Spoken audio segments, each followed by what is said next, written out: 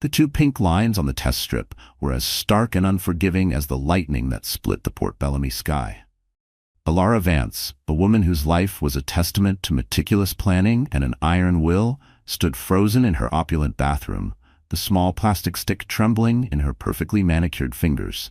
35 years old, a celebrated defense attorney who'd never lost her composure, not even in the most brutal courtroom showdowns. And now this. A baby. Her meticulously constructed world tilted on its axis, a shiver of something akin to joy, terrified, exhilarating joy, running through her. But how could this be happening now? The storm outside mirrored the tempest brewing within her. Thunder, a percussive growl, rolled across Port Bellamy's historic district, rattling the antique windows of her renovated Victorian home. Wild, unpredictable, intense, just like the thoughts now stampeding through her mind. This wasn't in the plan. The plan was clear: continue her ascent through Port Bellamy's legal echelons, nurture her 12-year marriage to Marcus Thorne, perhaps consider children in a year or two, when things were calmer. But this beautiful, terrifying accident made her feel like a novice all over again, every certainty she'd ever clung to dissolving like sugar in the rain. She caught her reflection. Dark hair, a cascade of waves past her shoulders. Olive skin, usually glowing, now shadowed by the storm's eerie light. Her brown eyes, wide with a potent cocktail of joy and sheer terror. The classic black pencil skirt and silk blouse she'd worn to court earlier still looked impeccable, a stark, almost cruel contrast to the emotional hurricane raging inside. Deep breaths, Alara. Deep breaths. A habit from years of yoga, a practice that now seemed a lifetime away. The familiar, usually comforting scent of midnight bloom. Her dear friend Serafina Dubois's signature perfume creation, a scent that always grounded her, suddenly felt suffocating, cloying. Her Scorpio instincts, those gut feelings she'd learned to trust implicitly, were screaming. This moment, this was pivotal. There would be no going back. Her fingers, still unsteady, reached for her phone, hovering over Marcus's number. He was in Oak Haven for a business meeting, or so he'd said. Lately, his business trips had become more frequent, his kisses more distracted, his presence more like an absence, a ghost in their carefully curated life. But surely this news, this incredible, life-altering news, would bring him back? Bring back the man she'd fallen in love with?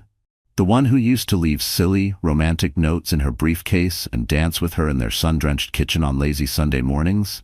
Could this baby mend the fissures that had been silently cracking the foundations of their marriage? The call connected on the third ring. Marcus? Her voice was a mere whisper, softer than she'd intended. "Alara, hold on a sec," he said, his tone preoccupied, distant. Papers shuffled in the background. Normal. Too normal. And then, something that wasn't. A woman's laugh. Low, intimate, and chillingly close. It coiled around Alara's heart, squeezing the air from her lungs. It was followed by words spoken in a sultry, confident tone that would forever be seared into Alara's memory. Words that shattered her world into a million jagged pieces. "She'll never know, Marcus." Izzy Monet. The name, though unknown to Alara then, would soon become synonymous with a betrayal so profound it would redefine her existence. Marcus's breath hitched. A tiny, almost imperceptible sound, but to Alara, a lawyer trained to catch every nuance, every flicker of deception, it was a confession louder than any shouted words. The phone nearly slipped from her grasp. Her legal mind, a finely honed weapon, kicked into overdrive, analyzing, dissecting. That laugh, those words, the way Marcus's breath had caught. The pieces slammed together with brutal, undeniable clarity. Betrayal. The word echoed in the sudden, deafening silence of her mind. It was a cold, hard, undeniable fact. Without conscious thought, Alara found herself moving. A primal rage, cold and sharp, surged through her veins, eclipsing the earlier shock of the pregnancy. Her hand, no longer trembling but clenched with a desperate strength, grabbed her animal print trench coat from the hook. Her feet, almost of their own accord, slipped into leather boots. Her fingers curled around her car keys, the metal biting into her palm. The rational part of her brain, the part that had won countless legal battles, screamed at her. Driving in this weather was insane. Confrontation could wait. She needed to think. She needed to think of the baby, the tiny, innocent life now growing inside her, a life conceived in love, or so she had believed. But Alara Vance had never backed down from a fight. Not once. And this was a fight for her very soul. The streets of Port Bellamy were slick with rain, the historic cobblestones treacherous beneath her tires. The windshield wipers fought a losing battle against the relentless downpour, each sweep a futile attempt to clear her vision, both literal and metaphorical. Her mind raced, a frantic, chaotic blur of questions. How long had this betrayal been going on? Who was she, this woman with the intimate laugh? What had Alara missed? How could she have been so blind? The Mariner's Rest Hotel loomed ahead, its elegant facade a grotesque mockery in the stormy night, its windows glowing like accusatory eyes through the deluge. She spotted Marcus's car, a sleek, black sedan she'd gifted him for their 10th anniversary, parked brazenly near the entrance. The sight was another stab to her already bleeding heart. She parked haphazardly, her usual precision, her hallmark in every aspect of her life, utterly abandoned. The emergency stairs felt endless, each metallic clang of her boots on the steps echoing the thunder raging outside and the war drum rhythm pounding against her ribs. 4th floor. He'd mentioned a client meeting on the 4th floor of some hotel in Oakhaven, another lie in a tapestry of deceit. And there, through a rain-streaked window at the end of a dimly lit corridor, she saw them. Marcus. Her Marcus. Holding another woman in his arms. His suit jacket was draped carelessly over a nearby chair, his tie loosened, his normally immaculate appearance rumpled with an intimacy that made Alara's stomach churn. The woman was younger, blonde, beautiful, in that effortless, almost insolent way that made Alara's own carefully maintained composure feel like a brittle, cracking mask. And his wedding ring, the simple gold band Alara had slipped onto his finger 12 years ago, glinted mockingly in the room's warm, inviting light. The scene was a devastating tableau of treachery, each detail a fresh twist of the knife. She could almost smell the cloying sweetness of a perfume she'd later identify as ephemeral, by Monet, a scent that would forever be linked to this moment of ultimate heartbreak. The world tilted, the corridor swaying beneath her feet. The pregnancy test, still clutched in her coat pocket, felt like it weighed 1,000 pounds, a leaden symbol of a future that had just been violently rewritten. 12 years of marriage, countless shared dreams, one perfect, soul-destroying lie, all unraveling in a single, catastrophic moment. Olivia stumbled back, her legal training, her carefully constructed walls, her very identity crumbling around her. The rain, relentless and unforgiving, soaked through her expensive trench coat as she ran, blindly, back to her car. Mascara, the waterproof kind she favored for long days in court, traced black rivers down her cheeks, mingling with the rain and her tears. The engine roared to life under her shaking hands. She had to get away. Away from him. Away from her. Away from the suffocating weight of his betrayal. She never saw the truck. One moment, she was speeding through the storm-lashed streets of Port Bellamy, her heart a shattered wreck. The next, there was a blinding flash of headlights, the deafening screech of metal tearing against metal, the explosive sound of glass shattering into a million diamond-like shards. The world spun in a dizzying, terrifying kaleidoscope of rain and broken dreams. Her last conscious thought wasn't of Marcus, or the baby, or even her own survival. It was of the raging storm inside her heart, a storm that had finally, devastatingly, broken free, plunging her into an abyss of cold, silent darkness. The silence was the most terrifying part, a void where only moments before her life had been screaming. That crushing silence of the void, the one that had swallowed Alara Vance whole after the sickening crunch of metal and the explosive symphony of shattering glass, gave way, slowly, agonizingly, to a relentless, rhythmic beeping. It was a sound that seemed to pierce through layers of suffocating darkness, dragging her back to a world she wasn't entirely sure she wanted to rejoin. Each beep was a hammer blow against her skull. Where was she? What had happened? Her eyelids felt like lead weights, a struggle to lift. When she finally managed, the world swam into a blurry, disorienting focus. Fluorescent lights, cold and unforgiving, hummed above, casting harsh shadows on the sterile white walls. The scent of antiseptic, sharp and clean, stung her nostrils, a stark contrast to the metallic tang of blood she vaguely remembered. A hospital. Definitely a hospital. Pain, a dull, throbbing ache, radiated through her neck, her ribs, her very bones. She tried to nod, a tiny movement, but a fresh wave of agony shot through her. Her throat felt raw, as if she'd swallowed broken glass. "Mrs. Vance, can you hear me?" A gentle voice cut through the haze. Alara blinked, trying to bring the speaker into focus. A woman in a white coat stood beside her bed, a clipboard in hand. Her name tag read, Dr. Eris Thorne. Thorne. The name snagged in Alara's muddled brain, a tiny, dissonant chord in the cacophony of her confusion. Marcus's last name. Coincidence? Or something more sinister? In Port Bellamy's interconnected elite circles, could it be anything but a connection? A cold flicker of unease, sharp and unwelcome, pierced through the fog of pain and medication. This was a detail her lawyer's mind, even in its battered state, wouldn't easily dismiss. Dr. Thorne's face, kind yet professional, showed a mixture of concern and cautious optimism. "You've been unconscious for nearly 24 hours, Alara. You were in a nasty accident. You suffered a concussion, 3 broken ribs, and multiple contusions." She paused, her gaze softening slightly. "You're very lucky. It could have been much, much worse." Lucky? The word felt like a cruel joke. Lucky to be alive after discovering her entire marriage was a sham? Lucky to be lying here, broken and battered, while Marcus was where? With her? And then, the most important question, the one that clawed its way to the forefront of her thoughts, eclipsing even the throbbing pain. "The baby," Alara croaked, her voice raspy, barely a whisper. Her hand, shaking, instinctively moved to her stomach, a protective gesture over the life she'd only just begun to acknowledge. "My baby?" Dr. Eris Thorne's expression softened further, a genuine warmth touching her eyes. "The pregnancy is still viable, Alara. But," she added, her tone becoming serious, "the next few weeks will be critical. The trauma from the accident has put you at high risk for complications. You'll need complete bed rest and careful monitoring." Relief, so potent it was almost painful, washed over Alara, followed immediately by a fresh wave of fear. Viable, for now. But complications? As a lawyer, she knew how quickly viable could become irreversible. This tiny, precious life, her only anchor in this maelstrom of betrayal and despair, was hanging by a thread. How could she protect it when her own world had been so utterly demolished? Just then, the door to her private room swished open, and Serafina Sarah Dubois swept in, a vision of calm and strength.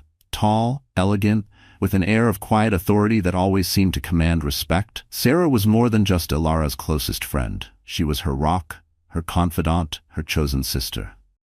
Dressed in one of her signature flowing maxi dresses, earthy tones of zaigie, the subtle, bespoke scent of midnight bloom, Sarah's own perfume creation, a complex blend of night-blooming jasmine, dark vetiver, and a hint of something wild and resilient, drifted into the sterile room, somehow making the oppressive space feel more human, more bearable. Was it possible for a scent to embody resilience? If so, Midnight Bloom was it. Sarah's dark eyes, usually sparkling with warmth and humor, were now filled with a deep, unwavering concern as she took in Alara's battered form. She didn't fuss, didn't offer platitudes. She simply moved to Alara's bedside, her presence a silent promise of unwavering support, a human shield against the horrors that lay in wait. The peace, however, was short-lived. The door burst open again, this time with a force that rattled the frame. Marcus Thorne. He looked a wreck, his designer suit wrinkled, his usually perfectly styled sandy hair unkempt, his green eyes, those eyes Alara had once found so captivating, now wild with what looked like genuine concern. But was it genuine? Or just another performance in their long-running play of a marriage? The sight of him, the man who had shattered her world, made Alara's stomach churn with a potent mix of rage and disgust. "Alara! Oh God, Alara!" he exclaimed, rushing towards her, his hand outstretched as if to take hers. Alara recoiled, a sharp, involuntary movement that sent a fresh jolt of pain through her bruised ribs. The heart monitor beside her bed spiked, its steady beeping becoming more erratic, more frantic. "Don't," she hissed, her voice, though weak, laced with all the venom a Scorpio could muster. "Don't you dare touch me." Each word was a shard of ice. There was no room for his feigned concern, not now, not ever again. Marcus stopped short, his face a mask of, what? Shock? Hurt? Or just annoyance at being denied his role as the grieving husband? It was impossible to tell, and frankly Alara didn't care. Dr. Eris Thorne, sensing the explosive tension in the room, stepped forward. "Mr. Thorne," she said, her voice calm but firm, "perhaps we should give your wife some space. She needs to rest." Space? Marcus's voice cracked, a raw, desperate edge to it. "She's carrying my child. I have a right to be here." His child. The audacity of it. The words hit Alara like another car crash, stealing the breath from her lungs. How dare he? How dare he claim rights to anything, to anyone, after what he'd done? After the betrayal she'd witnessed with her own eyes, she wanted to scream, to rage, to throw something, anything, to make him feel even a fraction of the pain that was tearing through her heart, shredding her soul. But her body, broken and weak, refused to cooperate. It was a prison of its own, trapping her fury within. As if summoned by the escalating drama, another figure appeared in the doorway, hovering anxiously just outside the room. Izzy Monet. Still wearing the clothes from the night before, the night she'd spent in Marcus's arms, her blonde hair artfully tousled, her youthful beauty a stark contrast to Alara's own ravaged appearance. The cloying, sweet scent of her perfume, ephemeral by Monet, wafted into the room, a sickeningly intimate reminder of the betrayal. The sight of her, so brazen, so unashamed, made Alara's vision blur with tears of pure, unadulterated rage. This was the woman Marcus had chosen over her, over their vows, over their life together. "Both of you," Alara managed, her voice trembling but gaining a steely resolve, each word forced through clenched teeth. "Get out." "Alara, please," Marcus began, his voice pleading. "Out." The force of her shout sent daggers of pain radiating through her ribs, but she didn't care. The release was almost worth it. The heart monitor shrieked in protest, its beeping becoming a frantic, panicked alarm. Dr. Thorne stepped in again, her authority unwavering. "Everyone except Miss Dubois needs to leave. Now." Marcus hesitated, his gaze flicking between Alara and the doctor. For a moment it looked as though he might argue, might assert his supposed rights again. But something in Dr. Thorne's steady, no-nonsense gaze, or perhaps the sheer, unyielding fury in Alara's eyes, made him back down. Slowly, reluctantly, he backed away from the bed. In the hallway, Madison reached for his hand, a small, possessive gesture that felt like another knife twisting in Alara's already gaping wound. The two of them, the united front of deceit. It was almost comical. If it wasn't so devastating. Once they were gone, a blessed, profound silence descended upon the room, broken only by the gradually steadying rhythm of the heart monitor and Alara's ragged breathing. The storm outside had momentarily abated, but the one inside Alara still raged. Sarah pulled a chair close to the bed, her presence as soothing as the pain medication now flowing through Alara's IV. She took Alara's hand, her touch gentle but firm. "You don't have to be strong right now, Alara," she said softly, her voice a balm to Alara's raw nerves. "You just have to breathe." And finally, in the safety of her friend's unwavering presence, Alara Vance, the formidable defense attorney, the woman who never cracked under pressure, let the tears come. They weren't the elegant, restrained tears of a woman wronged. They were ugly, racking sobs that shook her broken body, a torrent of grief and rage and despair that she had held back for far too long. She cried for her marriage, a 12-year illusion. She cried for her baby, an innocent life thrust into this chaos. She cried for the life she thought she had, the future she had so meticulously planned, now reduced to ashes. And she cried for the terrifyingly uncertain future stretching before her like a dark, desolate road on a stormy night. "What am I going to do, Sarah?" she whispered, the words a broken plea more to herself than to her friend. How do I even begin to pick up the pieces?" Sarah held her hand tighter. "Right now," she said, her voice imbued with a quiet certainty, "you're going to heal.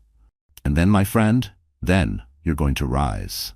A week later, the autumn sun cast long, mournful shadows across Alara's private hospital room. It felt like an eternity to someone who lived by the relentless ticking clock of courtroom deadlines and case files. Her body was healing, albeit slower than her fierce pride would have liked.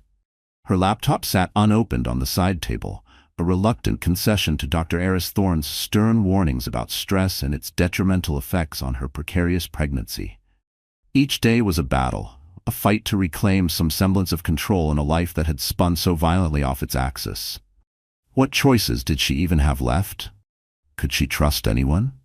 Especially a doctor with that name? The morning brought an unexpected visitor, a jolt to the monotonous rhythm of her recovery. Julian Frost. Her fiercest courtroom rival, the prosecuting attorney who had given her more than a few sleepless nights, strode into her room, his presence filling the sterile space with an energy that was both unsettling and intriguing. He looked different outside their usual adversarial arena, more human, less a legal machine. Dressed in dark jeans and a casual blazer that somehow made him look even more formidable, he was a stark contrast to the hushed, sterile environment of the hospital. Alara, instantly self-conscious of her tangled hair and drab hospital gown, felt a flush creep up her neck. "Counselor Vance," he said, a slight, almost imperceptible smirk playing on his lips.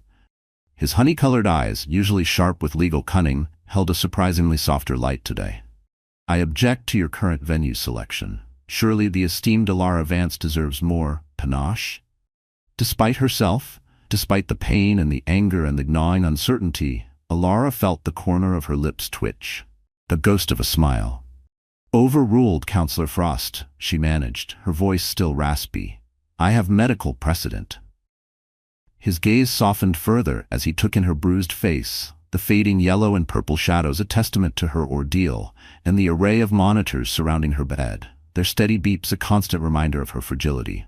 He placed a paper cup of what smelled like premium, non-hospital coffee on her bedside table, just out of reach. "For when you're allowed caffeine again," he said. "Consider it a standing order. Can't have Port Bellamy's finest legal mind operating at less than peak performance, can we?" Alara shifted carefully, wincing, as a sharp pain shot through her ribs. "You didn't come here just to tease me with forbidden coffee, Julian. What's the real reason for this? Unexpected visit? Come to gloat over my current, rather undignified state?" "News travels fast in Port Bellamy legal circles, Alara," he said, settling into the uncomfortable visitor's chair, his athletic frame making the standard-issue hospital furniture seem even smaller and more inadequate. Word is, Marcus has been making some rather interesting financial moves at his company lately." He leaned forward, his expression suddenly serious, the earlier lightness gone. "Large transfers, unusual patterns, the kind of thing that makes the SEC nervous." Alara's legal mind, though dulled by medication and trauma, snapped to attention. The Securities and Exchange Commission? What on earth could Marcus have done to attract their attention? Her heart clenched at the mention of his name, a fresh wave of betrayal washing over her. How do you know this?" she asked, her voice barely a whisper. Julian held up a discreet, slim, almost anemic-looking manila file. "Let's just say I have friends in the federal prosecutor's office who owe me a few favors. And they've been observing Thorne Industries for a while now." He met her gaze, his honey-colored eyes intense. "Alara, if he's been moving money around to support extracurricular activities," he paused, the implication hanging heavy in the air, "you need to protect yourself, both legally and financially. And you need to do it now." He placed the file on the bed beside her, its innocuous appearance belying the potential devastation it contained. "Just some light reading for when you're up to it," he said, his voice gentle but firm. "Might explain a few things." He stood, pausing at the door. "Heal fast, Counselor. Port Bellamy needs you back in the ring." And with that, Julian Frost was gone, leaving Alara alone with a cup of forbidden coffee, a throbbing headache, and a slim manila file that felt heavier than any legal brief she had ever held. A new storm, she suspected, was just beginning to gather on the horizon. And this one, she had a sickening feeling, might be even more destructive than the last. What secrets lay within those pages? And what would they mean for her baby, for the ruins of her life? The questions swirled, a vortex of dread and a strange, unwelcome flicker of anticipation. The cheap hospital coffee, the kind that tasted more like ash and regret than actual beans, was a bitter contrast to the contents of Julian Frost's slim manila file. That file, now clutched in Alara's hand as she sat propped against the pillows in her own bed, back in the grand Port Bellamy Victorian home she and Marcus had painstakingly renovated, burned with a far more potent heat. The house, once a symbol of their shared dreams and ambitions, now felt like a mausoleum. Each carefully chosen antique, each perfectly hung artwork, a mocking testament to a life that had been a meticulously crafted lie. How many lies had Marcus told within these very walls? Had any of it been real? Sarah Dubois, a comforting presence in her indigo flowing dress, sat beside her on the edge of the massive four-poster bed. The guest room, always perfectly made up, was now Sarah's temporary sanctuary within Alara's crumbling world. Together, they pored over the documents Julian had so casually, yet so deliberately, left behind. Alara's fingers, still bearing the faint yellow bruises from the IV, traced the columns of figures, her legal mind, sharp as ever despite the trauma, dissecting the information with chilling precision. Systematic fund transfers. Large sums siphoned from Marcus Thorne's company, Thorne Industries, into a series of opaque offshore accounts. And the dates. Oh, the dates. Each transfer, each meticulously documented transaction, coincided perfectly with one of Marcus's increasingly frequent business trips to Oakhaven or some other equally vague destination. The implication was as clear as it was devastating. Marcus hadn't just been betraying her with Izzy Monet, he'd been stealing to fund their affair, to finance a lifestyle Alara hadn't even known existed. Was this what those hushed phone calls and late nights at the office had really been about? This sordid financial mess? A cold fury, sharper and more focused than the raw grief that had consumed her in the hospital, began to solidify in Alara's heart. This wasn't just about a broken marriage anymore. This was about fraud. This was about a level of deception that even she, a seasoned defense attorney who'd seen the darkest sides of human nature, found staggering. How could she have missed this? She, Alara Vance, the woman who prided herself on her intellect, her intuition, her ability to read people. Had love made her so blind, or had Marcus simply been that adept a liar? The questions gnawed at her, each one a fresh insult to her intelligence, her pride. The doorbell, a shrill, unwelcome intrusion, shattered the tense silence. Alara's heart stuttered. Marcus? Had he dared to show his face here again? Sarah, ever protective, rose. "I'll get it," she said, her voice calm but firm. But it wasn't Marcus. It was Gideon Blackwood, Marcus's divorce attorney, a man whose reptilian smile and Savile Row suits always made Alara feel like she needed a shower. He carried a thick, expensive-looking envelope, his demeanor exuding the smooth, predatory confidence of a shark that had just scented blood in the water. Unbelievable. Could Marcus truly be this crass? This cruel? "Mrs. Thorne," Blackwood began, his voice like oiled silk, pointedly ignoring Sarah's formidable presence. He probably thought he could intimidate her, a grieving wife, too broken to fight. He clearly didn't know Alara Vance. "I have some papers here that require your immediate attention. Mr. Thorne is prepared to be extraordinarily generous in the divorce settlement." He slid the envelope onto the antique mahogany table in the foyer. "Provided, of course, certain conditions are met. A quick, quiet resolution. No fuss, no muss. I'm sure you understand." The unspoken condition hung heavy in the air. Silence. Her silence, bought and paid for. Just then, another, more welcome figure appeared in the open doorway. Julian Frost. He'd timed his arrival with uncanny precision, a cup of premium coffee, the real stuff this time, in his hand. "Just checking on my investment," he said, his eyes twinkling as he nodded towards the coffee. Then taking in Blackwood with a look of mild disdain. "Blackwood, didn't expect to see you slumming it outside the hallowed halls of corporate litigation." The air crackled with unspoken animosity, two legal titans circling each other. Alara, bolstered by Julian's unexpected but incredibly timely arrival, felt a surge of her old fire. She pushed herself up straighter, the pain in her ribs a dull ache compared to the burning indignation in her chest. "Generous, Mr. Blackwood?" she said, her voice dripping ice. "Is that what Marcus is calling it, or is it hush money?" Blackwood's practiced smile faltered just for a second. "Mrs. Thorne, I assure you." "Don't bother," Alara cut him off. She looked at Julian, then back at Blackwood, her gaze unwavering. "Get out, Mr. Blackwood, and you can tell Marcus Thorne that if he wants to push this, I will push back. Harder. I may be in recovery, but I'm still one of the best damned defense attorneys in Port Bellamy. And I will not be silenced." Her voice, though not loud, resonated with a power that made Gideon Blackwood visibly recoil. He was a man used to dealing with victims, not warriors. He stammered something about her being unreasonable, about her condition. "My condition?" Alara's eyes flashed. The monitors in the hospital had beeped faster with less provocation. "You mean the condition I'm in because I discovered your client's infidelity? Or perhaps you're referring to my pregnancy with his child, a child he seems so keen to claim rights to when it suits his narrative? Julian stepped forward, using his height to his full advantage as he faced Blackwood. I believe Mrs. Vance has made her position clear, Blackwood. Any further legal discussions will go through proper channels, when she's ready, which I can assure you will not be when she's being ambushed in her own home. Blackwood, clearly outmaneuvered and shaken, sputtered. Mr. Frost, this is a private matter. No, Alara cut in, her Scorpio determination flaring, hot and fierce. Julian stays. You leave. She gestured towards the door with a dismissive wave of her hand. The gesture was pure Alara Vance, courtroom commanding. After Blackwood's stiff, indignant departure, a wave of exhaustion crashed over Alara. She sank back against the plush cushions of the armchair by the window, her body reminding her that she wasn't nearly as strong as she wanted to be. Julian watched her, his expression a mixture of concern and something akin to admiration. You need to rest, Alara.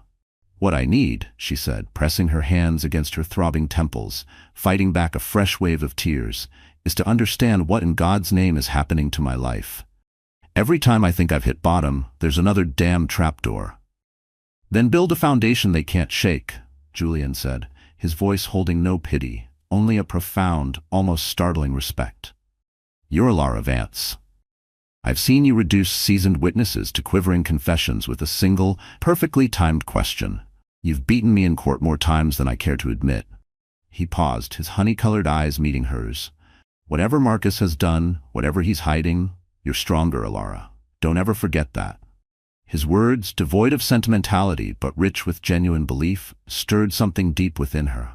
Not romance, not yet, but perhaps the first faint glimpse of a future where she wasn't defined by Marcus Thorne's betrayal. A future where she could stand on her own, not as a victim, but as a survivor, a fighter.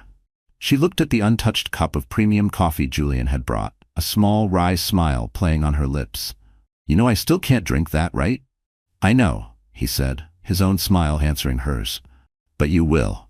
Eventually. He headed for the door, then paused in the frame. And when you do, Alara, I'll be here to buy you another one. Later that week, Alara had her first therapy session. With Sarah, it turned out her fiercely loyal friend, the creator of bespoke perfumes and a connoisseur of fine art, was also a qualified therapist, specializing in trauma and recovery.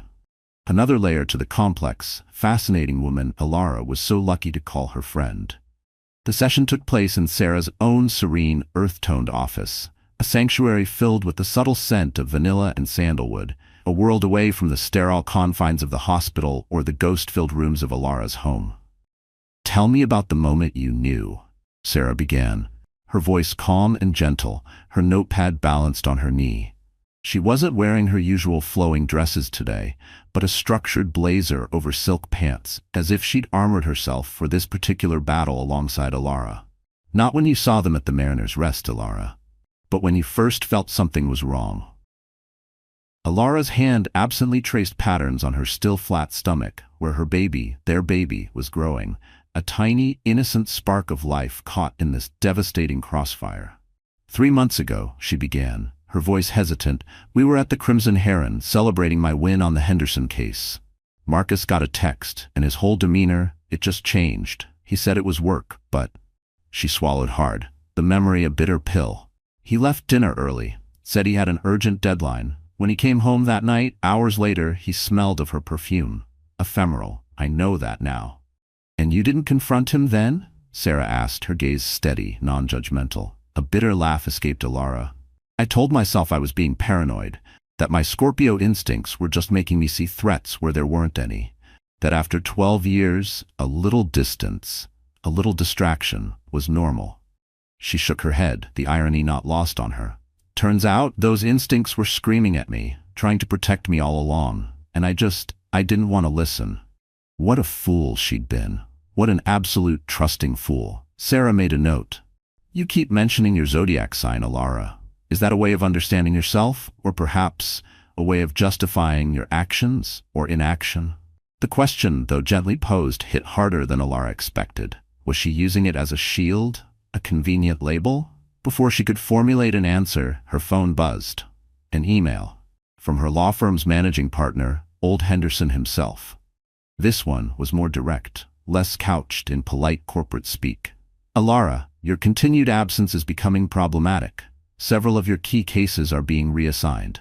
We need to discuss your future with the partnership at your earliest convenience. They're not even trying to hide it anymore, Alara said, her voice flat, showing Sarah the message. 12 years of loyalty, of bringing in millions in billable hours, of winning impossible cases, and they're pushing me out. Because I'm inconvenient. Because her personal life had dared to implode in such a spectacular public fashion. Are you, Alara? Sarah's question was gentle, yet pointed. Inconvenient? Or are you perhaps finally becoming inconvenient to people who benefited for a very long time from your convenience? The question hung in the air, sharp and unsettling. Just then, the door to Sarah's office opened, and Julian Frost entered, right on schedule. He carried a laptop and another stack of files, his handsome face grim with purpose. The energy in the room shifted, became charged with the weight of what was to come.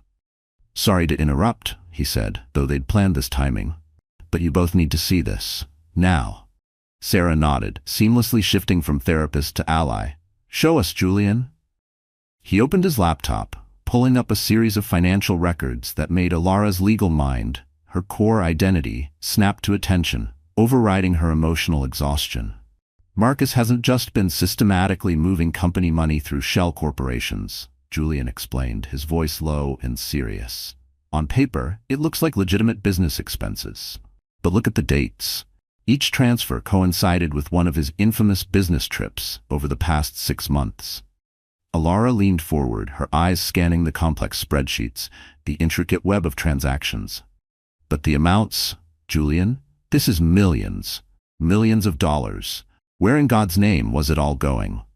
Here's where it gets truly disgusting, Julian said, his jaw tight. He pulled up another document, another piece of the ugly puzzle. Izzy Monet isn't just his mistress, Alara. She's been running a sophisticated investment scheme through her so-called lifestyle blog, targeting small-time celebrities, social media influencers, people with more followers than financial sense, convincing them to invest in what they thought was an exclusive, high-return, legitimate fund. A Ponzi scheme, Alara breathed, the pieces clicking into place with sickening clarity. The oldest scam in the book, dressed up in a glamorous, modern disguise. And Marcus, her husband, the man she had loved and trusted for over a decade, had been funding it. With stolen company money. Which means, Julian continued, his honey-colored eyes meeting hers, a grim understanding passing between them, that when this whole thing inevitably falls apart, and believe me, Alara, it will fall apart, Marcus isn't just looking at a messy divorce, he's looking at serious federal charges. The SEC is already investigating Thorne Industries. It's only a matter of time. Alara stood, pacing the small office, despite the persistent ache in her ribs, her mind reeling. The divorce settlement offer from Gideon Blackwood, it wasn't about generosity. It was about damage control. Marcus hadn't been trying to be kind. He'd been trying to buy her silence, to lock her into a non-disclosure agreement before this financial time bomb detonated. Before she, Alara Vance, one of the sharpest legal minds in Port Bellamy, figured out the true extent of his crimes. The sheer, unmitigated gall of it was breathtaking. But what now? What was her next move in this high-stakes game she hadn't even known she was playing? The weight of that slim manila file left by Julian Frost like a ticking time bomb felt immense in Alara's hands. What secrets did it hold? And more importantly, what would those secrets demand of her? A woman already battered by betrayal and grappling with a high-risk pregnancy. She'd stared at it for what felt like an eternity in her hospital room, a strange mixture of dread and a lawyer's insatiable curiosity warring within her. Now, back in the oppressive grandeur of her Port Bellamy Victorian home, a house that echoed with Marcus's lies, the time for passive contemplation was over. Action was required. But what action? Could she even trust Julian, her supposed rival? Resignation.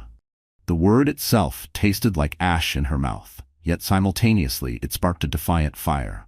To resign from Henderson, Albright & Finch, the prestigious law firm where she'd clawed her way to near partnership, felt less like a defeat and more like unsheathing a sword she hadn't realized she still possessed. 12 years of her life poured into that firm. 12 years of ambition, sacrifice, and relentless dedication. All for what? to be deemed inconvenient, the moment her personal life imploded. The email from Henderson himself, all polite concern masking a clear ultimatum, still stung. But Sarah's words echoed, "Are you inconvenient? Or are you finally becoming inconvenient to people who benefited from your convenience?" Damn right she was. With a newfound, albeit fragile resolve, Alara drafted her resignation letter. It was short, professional, and devoid of the emotional turmoil that roiled beneath the surface. No explanations, no apologies, just a clean, decisive break.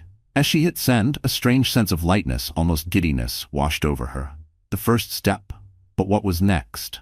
An idea, audacious and terrifying, began to take root. A new firm, her firm. Not a sprawling corporate behemoth like Henderson, Albright and Finch, but something leaner, meaner, with a clear, unwavering purpose. To fight for the underdog, for the victims of fraud, for those whose lives had been shattered by the kind of sophisticated financial deceit Marcus had apparently mastered. Argentis Legal. The name came to her in a flash, a fusion of argent for silver, a symbol of clarity and truth, an aegis for protection, a shield for the vulnerable. Yes, that felt right. But she couldn't do it alone. She needed a partner, someone with experience in class action lawsuits, someone as tenacious and uncompromising as she was. Viviana "Vivi" Rain, a firebrand civil rights attorney based in Colombia, known for her take-no-prisoners approach and her unwavering commitment to justice. Alara had crossed paths with Vivi once, years ago, on a pro bono case. She'd been impressed, to say the least. Could Vivi be persuaded to join forces? It was a long shot, but Alara had to try. She made the call. And to her astonishment, Vivi Rain, after a characteristically blunt and probing conversation, was interested. Very interested. "Vance," Vivi had said, her voice crackling with energy, "I like your style, and I hate these white-collar parasites. Let's talk specifics." Hope, a fragile but persistent seedling, began to unfurl in Alara's chest. Meanwhile, the SEC investigation into Thorn Industries, spurred by the anonymous tip Alara and Julian had carefully orchestrated, was gaining momentum. Whispers turned into rumors, rumors into headlines. Port Bellamy, a city that thrived on gossip and scandal, was abuzz, and predictably, the fallout began. Izzy Monet, it turned out, had friends in low places, or rather, in high-circulation local media. Port Bellamy's most salacious news blog, the Port City Tattler, began running a series of articles painting Marcus Thorne as a misunderstood visionary, a victim of a collapsing market, and perhaps a vengeful, scorned wife. Alara Vance, the brilliant but cold attorney, was subtly, skillfully portrayed as the orchestrator of his downfall, a woman driven by jealousy and a desire for revenge. The narrative was as predictable as it was infuriating. The comments section, naturally, was a cesspool of public opinion, a battlefield where anonymous trolls and self-proclaimed experts dissected Alara's life, her marriage, even her pregnancy. Did they know she was pregnant? Probably. Nothing stayed secret for long in Port Bellamy. Alara, however, refused to be drawn into the mudslinging. Let them talk. Let them speculate. She had bigger fish to fry. The truth, she knew, had a way of eventually clawing its way to the surface, no matter how deeply it was buried. One rainy afternoon, as Alara was sketching out a business plan for Argentis Legal, the doorbell rang again. Her heart leaped into her throat. Not Blackwood again. Please, not Blackwood. It was Marcus. He looked haunted. His expensive suit hung loose on his frame, the shadows under his eyes a stark testament to sleepless nights and a gnawing fear. The confident, arrogant man she had confronted in the hospital was gone, replaced by a ghost of his former self. He looked, for the first time in a very long time, truly vulnerable. "Alara," he began, his voice hoarse, desperate. "You have to stop this. Please, the SEC, the investigation, it's not what you think. Izzy, the money, I can explain everything." Alara stood in the doorway, a silent, unyielding sentinel. She didn't invite him in. The scent of his familiar cologne, a scent that had once made her heart flutter, now turned her stomach. "Explain, Marcus?" she said, her voice dangerously calm. "Like you explained where you were that night at the Mariner's Rest? Or how about you explain the offshore accounts? The shell corporations? The investor money that lined Izzy Monet's pockets while their life savings vanished into thin air? Explain the lives you've ruined, Marcus. Go on, I'm listening." His desperation was palpable, a suffocating blanket in the damp afternoon air. "I did it for us, Alara. For our future. To build something great." "Our future?" Alara's laugh was a short, sharp, bitter sound. Everything you built, Marcus, was a lie. And the worst part? The truly, devastatingly ironic part? I would have helped you. If you'd come to me when things started going wrong, when the pressure mounted, I would have fought for you. I would have used every ounce of my legal skill, every connection I had, to protect you. But you didn't trust me. You chose her. You chose lies. And now, she said, her voice hardening, now you have to live with those choices. Alara, please, he pleaded, his eyes glistening with unshed tears. Were they real, or just another calculated performance? It was impossible to tell anymore. It's Mrs. Vance to you, Marcus, she corrected him, her tone glacial. Or better yet, Counselor Vance, because that's who I am now.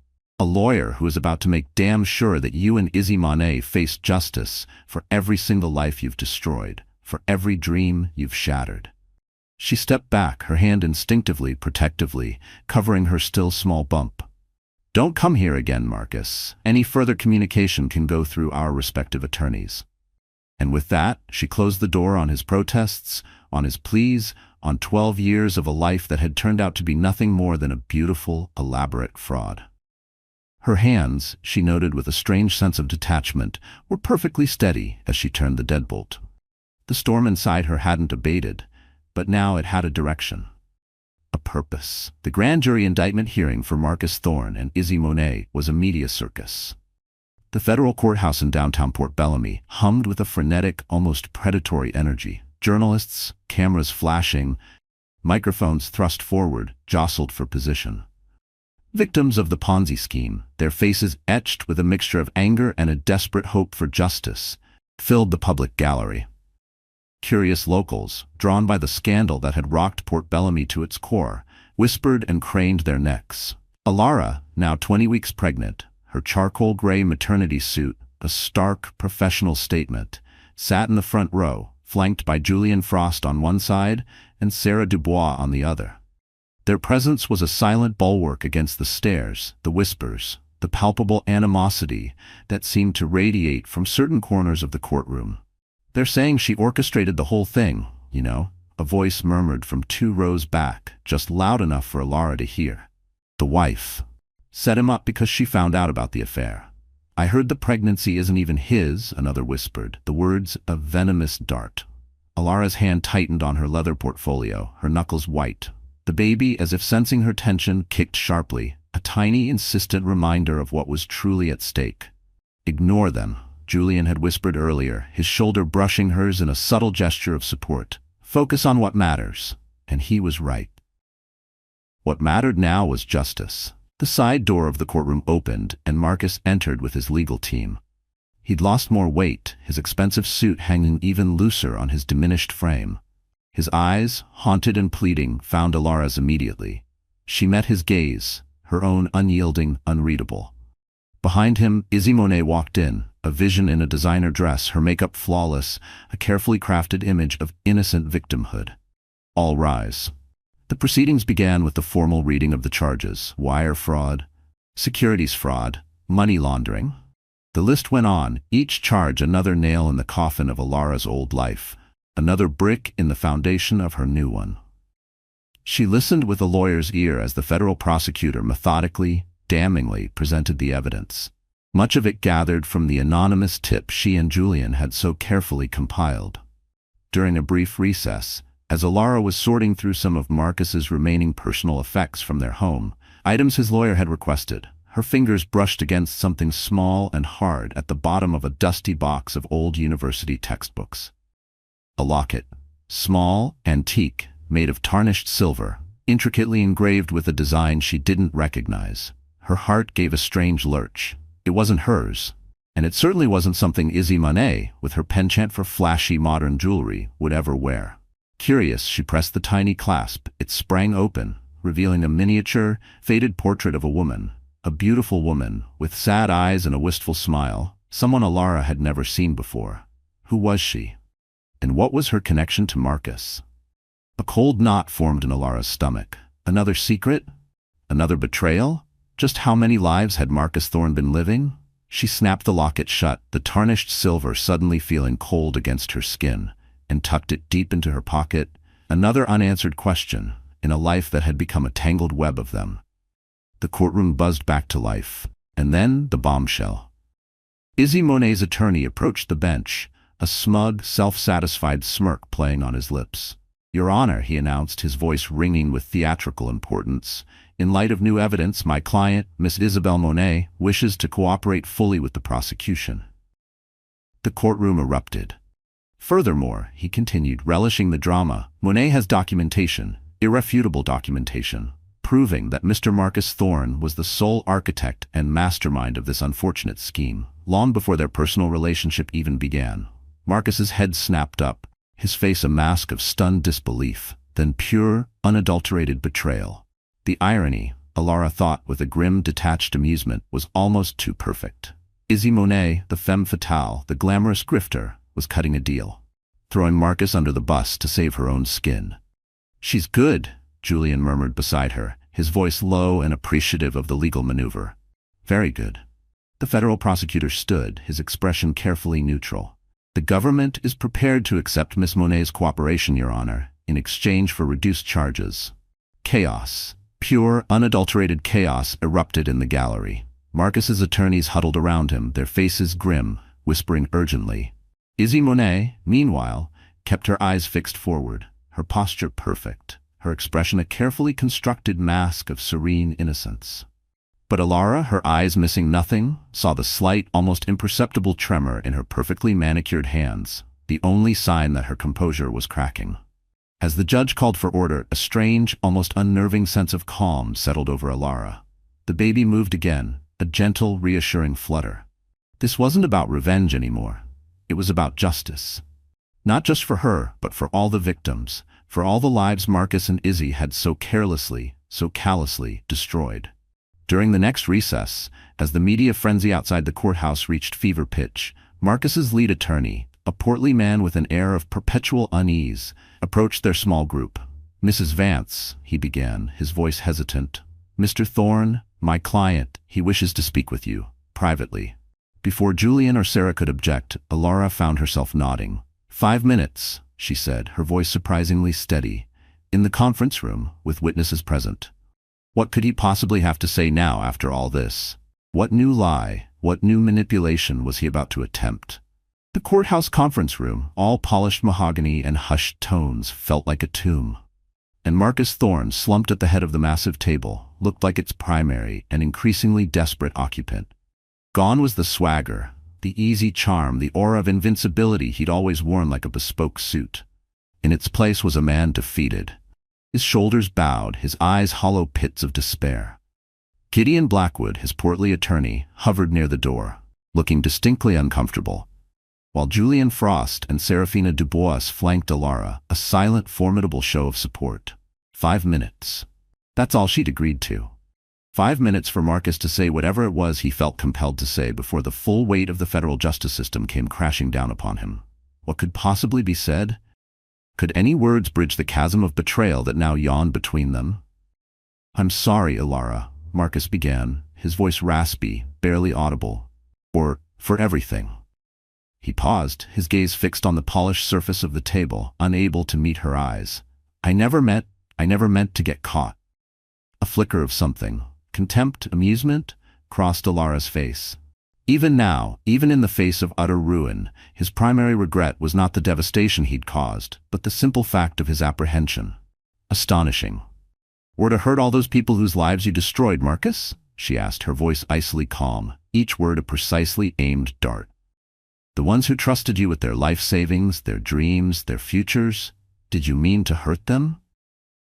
He flinched, finally looking up, his eyes pleading. I meant to build something great. For us, Alara, for our child." He reached across the table, his hand outstretched, a desperate, pathetic gesture. She didn't move, didn't even acknowledge it. "Izzy Monet was a mistake," he continued, his voice cracking. "The money, it was a mistake. It spun out of control. Please, Alara, help me fix this. For our baby. We can fix this." Alara felt a profound, weary sadness wash over her. He still didn't get it.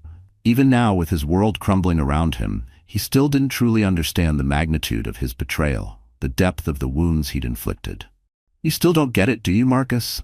she said, her voice soft, yet imbued with an unshakable resolve. She stood carefully, one hand resting protectively on her belly, the gentle curve now more pronounced at 34 weeks. This isn't about us anymore. There is no us. This is about right and wrong, actions and consequences. The Marcus Thorne I married, the man I loved, or at least the man I thought I loved, would have understood that. He would have taken responsibility. "What do you want from me, Alara?" he whispered, his voice raw with a despair that for the first time felt almost genuine. "What can I possibly do?" "Nothing," she said, the word devoid of anger, of bitterness, of any lingering emotion save a profound, irrevocable finality. "I don't want anything from you, Marcus, except what the law demands. Restitution for your victims, every last cent, accountability for your choices, and a clean, simple, uncontested divorce."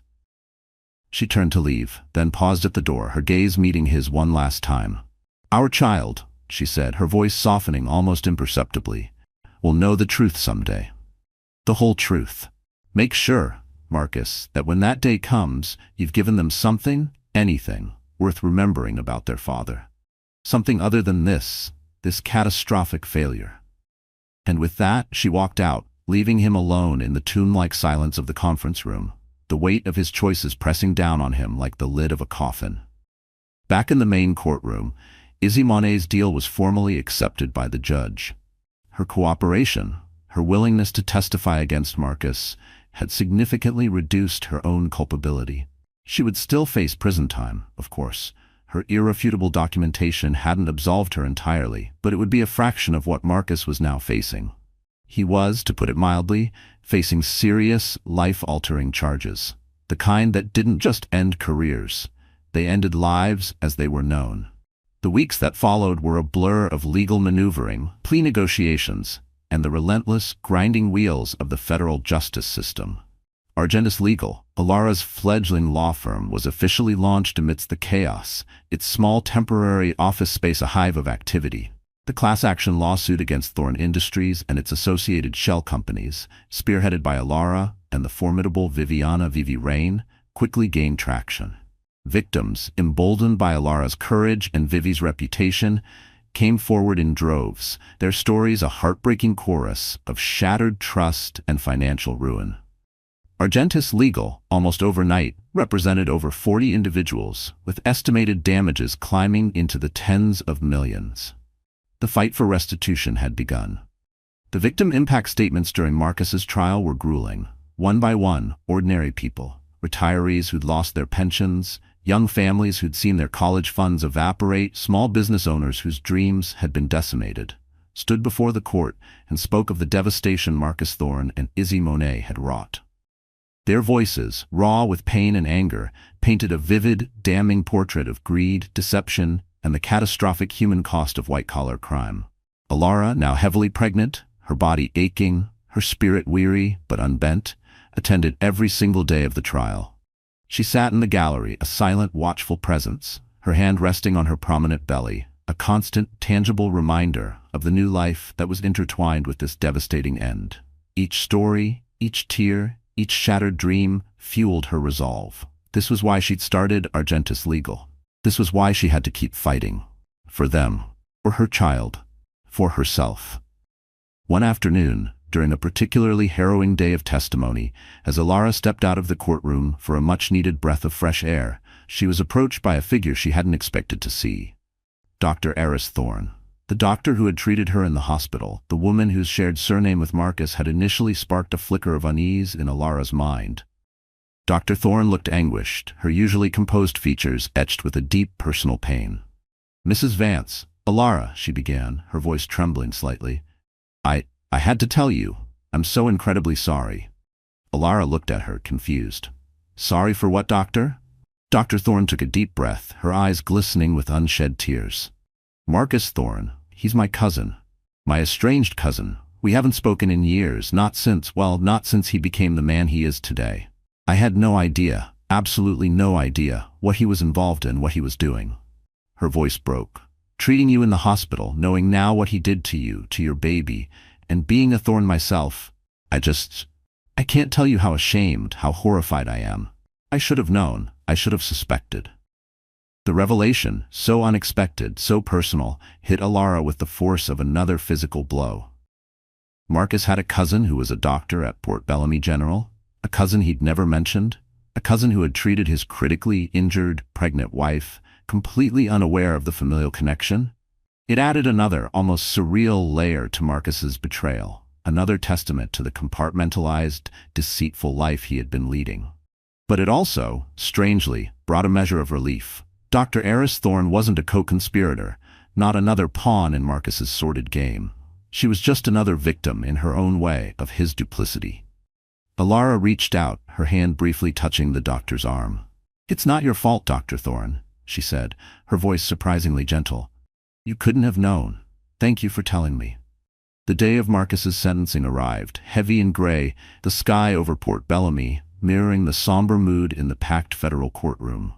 Marcus Thorne, looking like a hollow shell of the confident, charismatic businessman who had once commanded boardrooms and charmed society, rose to face the judge. His expensive suit, once a symbol of his power and success, now hung loose on his slumped shoulders.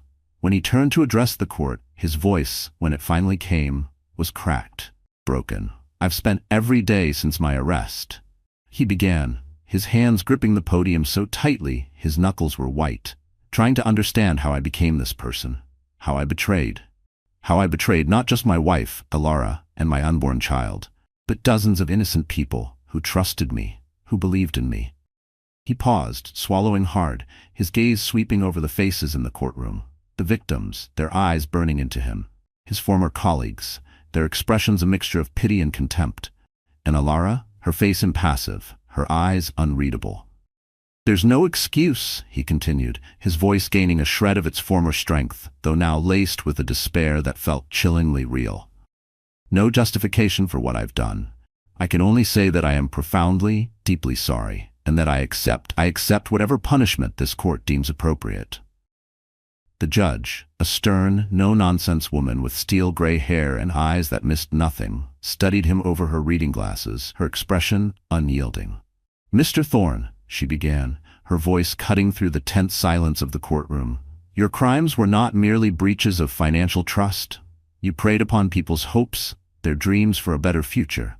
You used your position of privilege, your education, your charisma, to orchestrate a sophisticated scheme that has devastated countless lives, stolen futures, and eroded the very fabric of trust in our financial institutions." Alara felt the baby kick, a sharp, insistent movement, as if sensing the gravity of the moment, this culmination of months of pain, betrayal, and a relentless pursuit of justice. This child, her child, who had been present in utero for every agonizing moment of this journey, was now, in a way, a silent witness to its resolution. "Taking into account your eventual, albeit late, cooperation with the authorities," the judge declared, her voice resonating with the full weight of the law, "and the restitution agreement that has been put in place, though it can never truly compensate for the emotional and financial devastation you have caused, this court sentences you, Marcus Alistair Thorne, to 12 years in federal prison. This will be followed by 5 years of supervised release." 12 years. A stunned murmur rippled through the gallery. 12 years. One for each year of their marriage. The symmetry, stark and brutal, wasn't lost on Alara. As the bailiffs moved to lead a now visibly trembling Marcus away, he caught her eye one last time. In that fleeting moment, she saw not the monster who had betrayed her, not the architect of a massive financial fraud, but someone she had once loved, someone who had, somewhere along the way, lost his way so completely, so catastrophically that he had become unrecognizable even to himself. She gave him a small, almost imperceptible nod. Not forgiveness, not yet. Perhaps not ever. But acknowledgement. An ending. A full stop to a chapter of her life that had been filled with far too much pain. Outside the courthouse, the media scrum was in full frenzy. Viviana Rain, ever the consummate professional, was already addressing the reporters, her voice clear and strong, outlining the significance of the sentence, the victory for the victims, the ongoing fight for full restitution that Argentus Legal would continue to wage. Alara, however, slipped away from the crowd, needing a moment, needing air, needing something. Julian was by her side instantly, his hand lightly on her elbow as she navigated the imposing courthouse steps, her body heavy, her spirit even heavier, despite the verdict. "You okay, Alara?" he asked, his honey-colored eyes, those eyes that had once sparred with hers across a courtroom, now filled with a deep, unwavering concern. She took a deep breath, the cool afternoon air filling her lungs. "I'm thinking," she admitted, her voice quiet, "about how to tell our daughter about this someday. How to explain that her father isn't a monster. Just a man who made terrible, devastating choices." "You'll find the right words, Alara," Julian said, his hand brushing hers, a fleeting touch that sent an unexpected warmth through her arm. "You always do." But before she could respond, before she could even process the gentle reassurance in his touch, a sharp, searing pain made her gasp. She grabbed the cold stone railing of the courthouse steps for support, her knuckles turning white, the world suddenly tilting on its axis. "Alara?" Julian's voice sharpened with alarm, his hand instantly on her arm, steadying her. I'm fine," she started to say, but another contraction, fiercer this time, undeniable, ripped through her, stealing her breath, making her cry out. This wasn't Braxton Hicks. This was real. Sarah, who had been deftly handling a particularly persistent reporter, appeared at her side as if by magic, her usual calm replaced by a look of authoritative concern. "Alara, how long have you been having contractions?" On and off since this morning," Alara gasped, clutching her belly. I thought they were Braxton Hicks. Stress, you know." Sarah's professional mask, the one she wore when dealing with her therapy clients, slipped firmly into place. "They're not Braxton Hicks, Alara," she said, her voice calm but brooking no argument. "You're in labor. Early labor, yes, but definitely labor." The world seemed to tilt and spin. Labor? Now? But it was too soon. She was only 34 weeks. Her baby. But it's too soon, she cried, panic clawing at her throat. "Babies," Sarah said, her gaze unwavering, her strength a lifeline in Alara's sudden terror. "Come when they come, Alara. And this one, it seems, has decided that today is the day." She turned to Julian, who looked pale but remarkably steady. "Julian, get the car. We're going to the hospital. Now." The fight for justice had just been dramatically, terrifyingly interrupted by the even more urgent fight for life. The insistent, rhythmic beeping of the heart monitor had been replaced by a chaotic symphony of urgent, hushed voices and the clatter of medical equipment. The operating room was a blur of sterile blue, the bright overhead lights casting an almost ethereal glow on the scene, unfolding with terrifying speed. Alara felt herself drifting, caught in a strange liminal space between excruciating pain and a blessed, medication-induced numbness, an emergency C-section. Those were the words that had sliced through her panic, delivered with calm professionalism by Dr. Eris Thorne, Marcus's cousin. The irony wasn't lost on Alara, even now. Dr. Thorne was part of the surgical team, her earlier, heartfelt apology a quiet undercurrent to the focused intensity of her actions. Was it strange to find a sliver of comfort in the presence of a woman connected, however distantly, to the man who had destroyed her life? Perhaps, but in this moment of profound vulnerability, any port in a storm would do. Julian Frost, his face pale, but his grip on her hand surprisingly steady, was a constant presence by her side, his voice a low murmur of reassurance that anchored her to reality. Sarah, robed in surgical scrubs that looked strangely out of place against her usual bohemian elegance, observed from a corner, her eyes dark and watchful, offering a silent promise of strength. Alara wasn't alone. Not anymore. Could this be a new beginning, forged in the crucible of pain and betrayal? Through the blue surgical draping that separated her from the intricate life-saving work being done on her body, Alara could hear the medical team's calm, focused voices, a litany of medical terms and quiet instructions. Each second stretched into an eternity. Each beat of her own heart, still too fast, too erratic, echoed the fear that constricted her chest. Her baby, her tiny, innocent baby. Was she okay? Would she survive this premature, traumatic entry into a world that had already proven itself so cruel? And then, a sound, a cry. Not a weak, fragile whimper, but a strong, defiant, undeniably alive cry that cut through the clinical tension of the operating room, a sound more beautiful, more powerful than any symphony Alara had ever heard. "She's beautiful, Alara," Julian whispered, his voice thick with an emotion that made Alara's own eyes well with tears. "Small, but she's a fighter." Tears, hot and unexpected, slid down Alara's temples as they brought the baby to her, a tiny, perfectly formed human being, swaddled in a soft white blanket. Her daughter. So small, so fragile, yet radiating an almost palpable determination. They placed her against Alara's chest for just a fleeting moment, a precious, heart-stopping connection, before whisking her away to the waiting NICU team. That brief contact, skin against skin, was enough. It was everything. Aurora, Alara whispered, the name coming to her with a sudden, intuitive clarity. Aurora Rory Vance.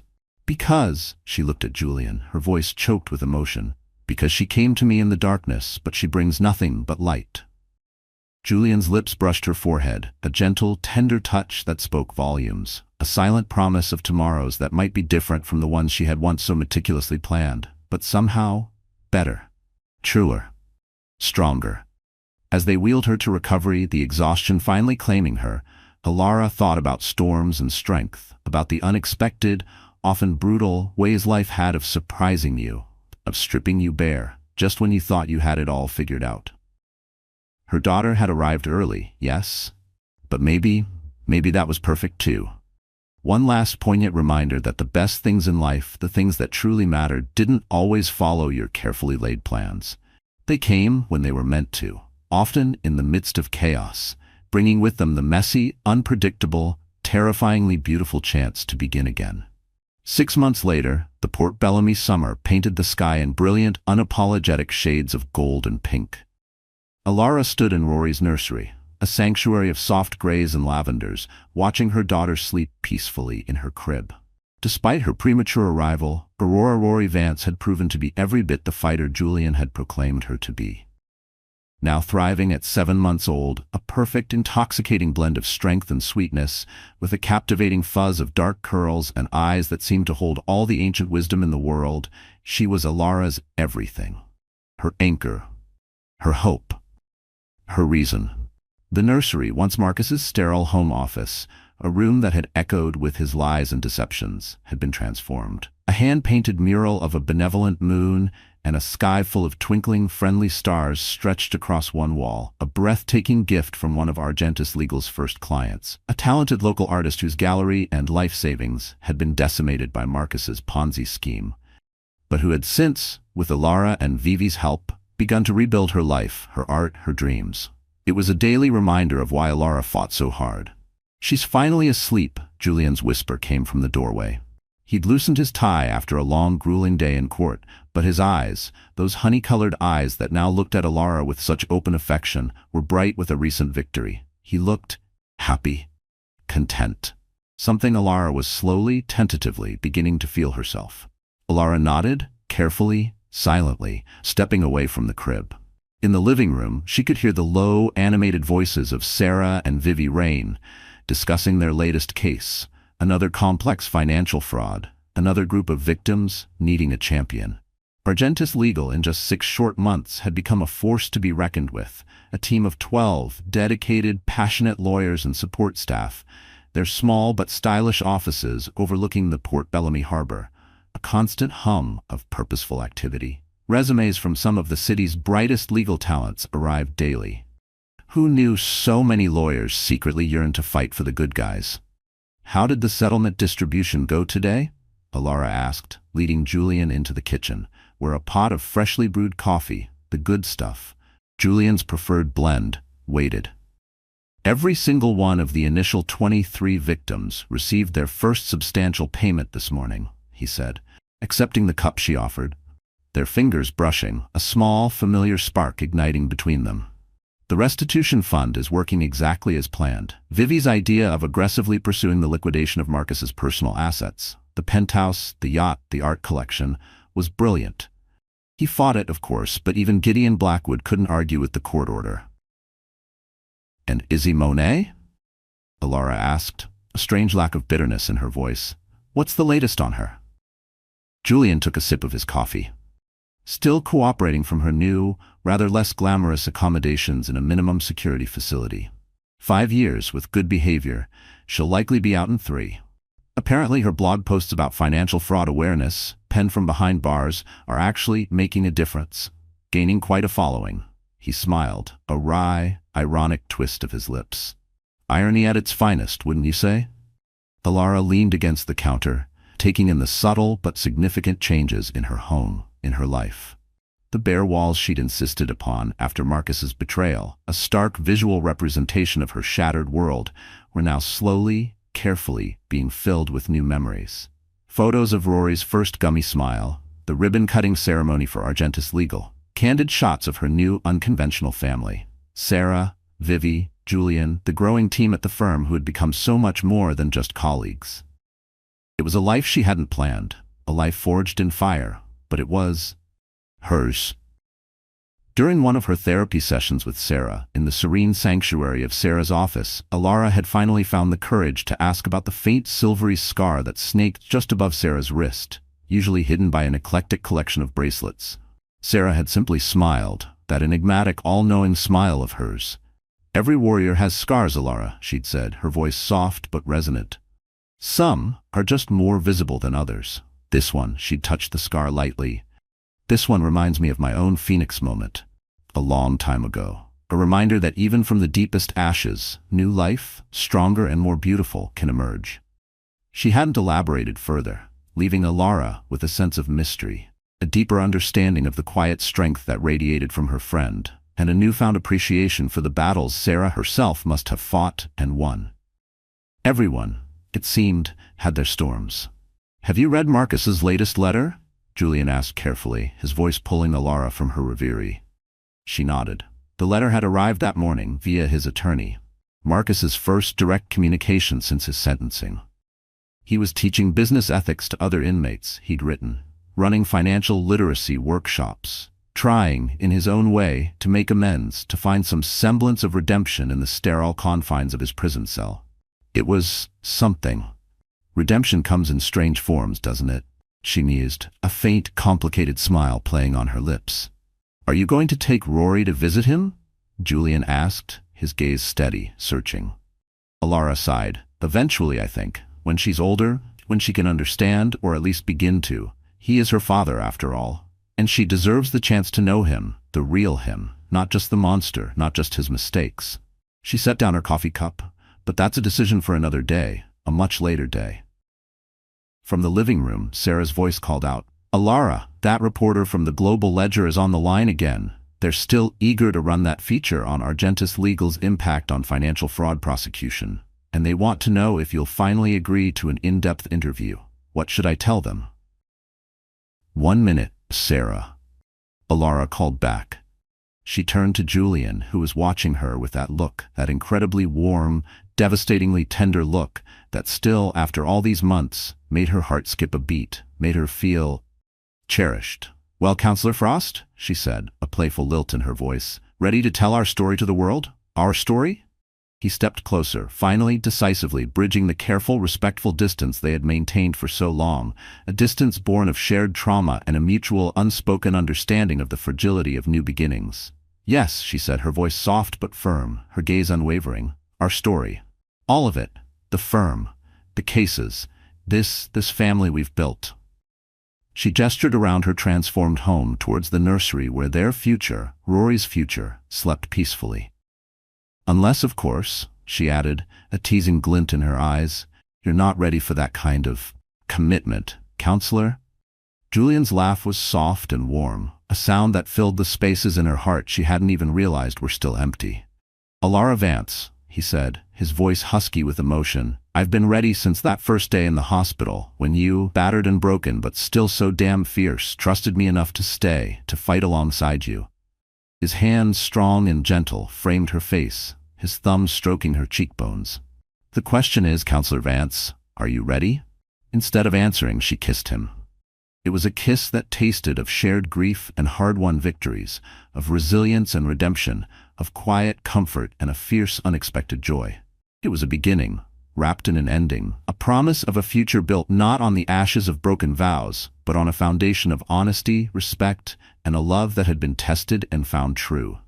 When they finally, reluctantly parted, breathless and a little dizzy, she saw their future reflected in his eyes. Not perfect, not without its shadows, but real. Not unbreakable, perhaps, but strong enough, flexible enough, to bend without breaking.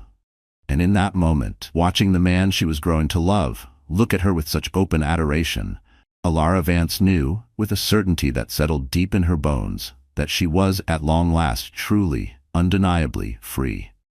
The storms would still come, she knew that. Life always had a way of throwing curveballs. But now she wasn't facing them alone. And she finally understood how to dance in the rain. That kiss. It was more than just a kiss. It was a culmination, a quiet explosion of all the unspoken emotions that had simmered between Alara Vance and Julian Frost for months. It was the taste of shared battles fought and won, of late nights fueled by coffee and legal strategy, of a mutual respect that had slowly, unexpectedly blossomed into something far deeper, far more profound.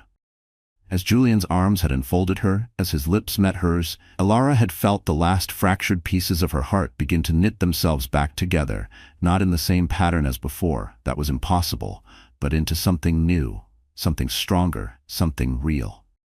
The Port Bellamy summer air, thick with the scent of salt and blooming jasmine, had swirled around them, a silent witness to this new, tender beginning. But just as the moment deepened, just as Alara allowed herself to truly sink into the promise of it, a small, insistent cry from the nursery shattered the spell. Aurora, their future. 5 years later, the Port Bellamy sunrise wasn't merely a promise of a new day, but a vibrant, breathtaking testament to battles hard won and a life meticulously, lovingly rebuilt stone by stone.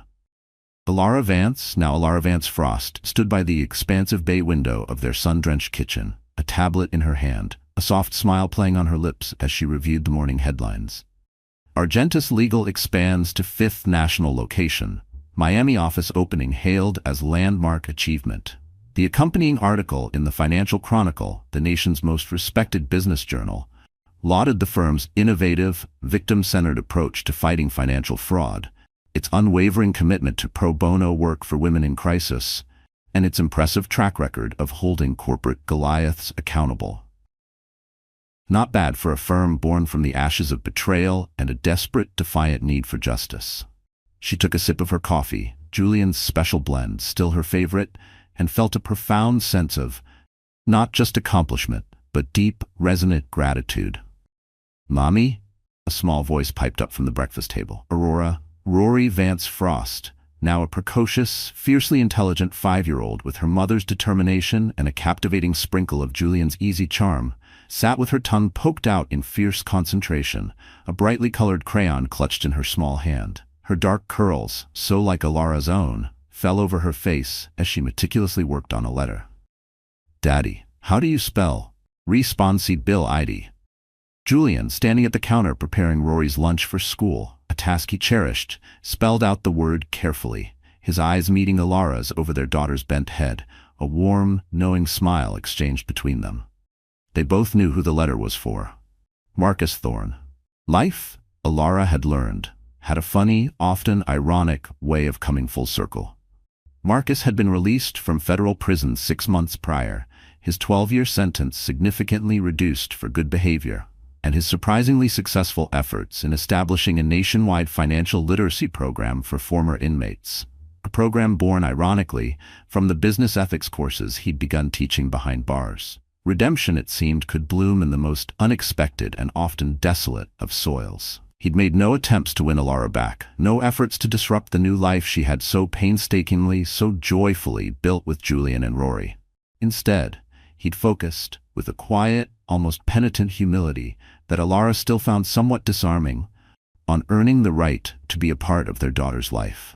It had been a careful, gradual process, supervised and guided by the ever-wise Serafina Dubois, who had seamlessly transitioned from Alara's personal therapist to their trusted family counselor, her office still a sanctuary for navigating the complex, often messy realities of their blended, unconventional family. The letters between Rory and Marcus were the latest step, a tentative bridge across a chasm of past pain and broken trust. What would Rory make of this man, her biological father, a man whose choices had so catastrophically shaped the beginning of her own life? Only time would tell. Izzy Monet, too, had found her own peculiar path to redemption. After serving nearly 3 years in that minimum security facility, she'd emerged a changed woman, channeling her undeniable media savvy and her first-hand knowledge of financial manipulation into becoming a prominent and surprisingly effective advocate for financial fraud awareness.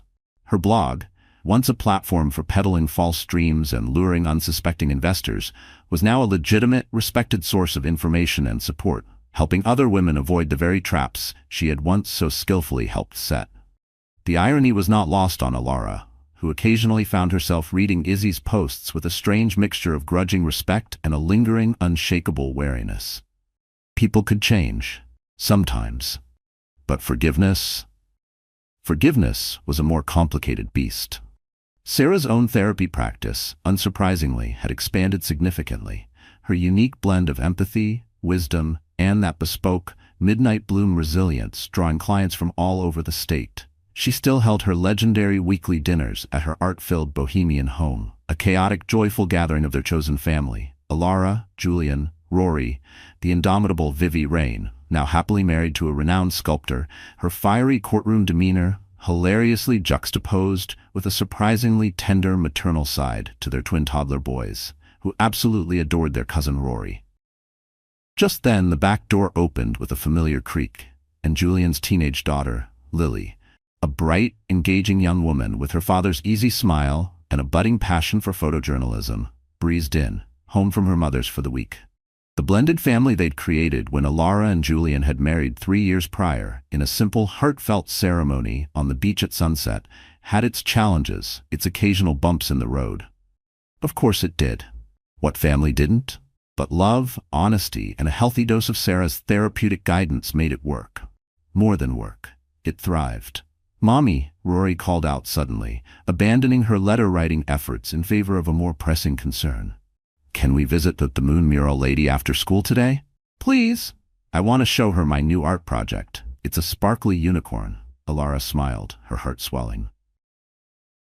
The moon mural lady, the talented artist who had painted Rory's nursery with such love and care, had become another cherished member of their extended family. Like so many of Argentis Legal's early clients, she had not only recovered from Marcus's devastating fraud, but had gone on to thrive. Her Port Bellamy gallery, now one of the city's most celebrated, a vibrant hub of creativity and community.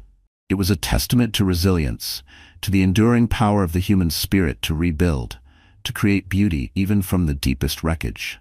Yes, they would definitely visit the moon mural lady. Her phone buzzed on the granite countertop.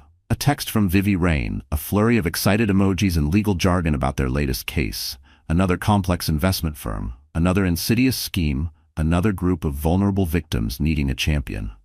But now, Argentis Legal had a network, a system, a reputation. They had the resources, the expertise, and the sheer, unadulterated grit to make a real, tangible difference. They were changing lives. One case, one victim, one hard-won victory at a time. Julian wrapped his arms around her from behind, pressing a soft kiss to her temple, his familiar, comforting scent, sandalwood and old books, and something uniquely, wonderfully Julian, enveloping her.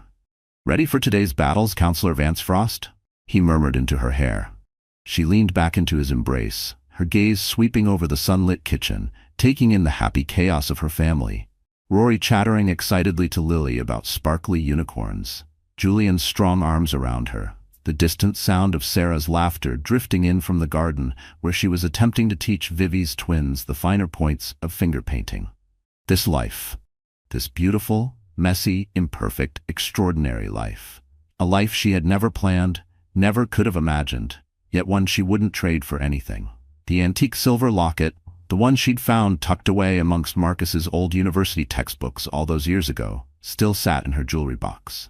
Rory had discovered it one rainy afternoon, her small fingers tracing the intricate engravings, her bright, curious eyes captivated by the faded portrait of the unknown woman with the sad smile. "Who is she, Mommy?" Rory had asked, her innocent question stirring something deep within Alara.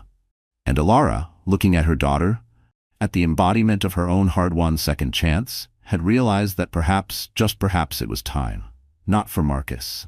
His chapter, though its echoes remained, was closed, but for herself, for her own sense of closure, for that final, lingering thread of his hidden life that still felt unresolved. A quiet, personal quest for another day, perhaps. A mystery to be unraveled not with legal acumen, but with a gentle, patient curiosity. Another layer to the complex tapestry of her past, a past that had, against all odds, paved the way for this unexpectedly radiant present. "You know what?" Alara said softly, turning in Julian's embrace to face him, her eyes shining with a love that was as steady and true as the Port Bellamy sunrise painting the harbor in breathtaking shades of rose and gold. "I'm not just ready, Julian. I'm grateful." Because that was the truth, the profound, unshakable truth she had learned in the years since the storm had broken, since her world had shattered, since she had been forced to confront the deepest, darkest corners of betrayal and despair. Sometimes, the worst, most devastating moments of your life don't just break you. They break you open. They strip away everything you thought you knew, everything you thought you were, and reveal the resilient, unyielding core of your true self. You just have to be brave enough, strong enough to weather the rain, to walk through the fire, and to trust with every fiber of your being that the sun will eventually rise again. And rise it had, brighter, warmer, more beautiful than she could ever have imagined. The rain had passed, washing everything clean, leaving behind a world awash in the golden light of new beginnings, a world filled with love, with purpose, with the quiet, unshakable joy of a life not just reclaimed, but reborn.